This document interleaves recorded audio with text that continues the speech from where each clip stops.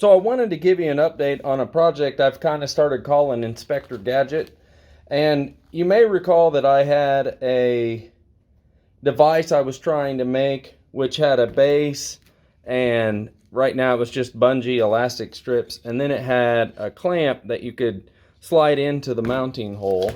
This would give you the ability to rotate all the way around in 90-degree increments, and it just slid on my arm like that, and then I could adjust and have a clamp and be able to hold things and do that stuff. So I've been working on revisions to it, and this is version 2.0. It's a similar base as before. You can see it's got the square tube hole.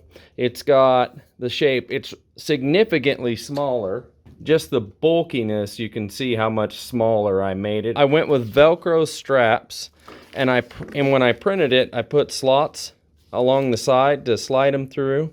And then I also put a pad. This is just a foam rubber with double-sided tape. It still slides on and off real easy, where I can just take and wrap the straps like savvy.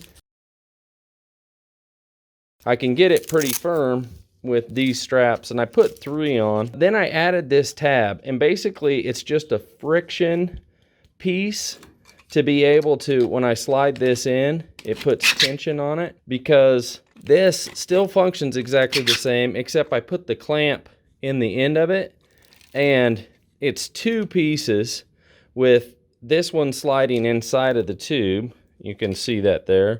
And then that's just a carburetor spring that I got, and I bent to fit into the hole in the end and then through that tab.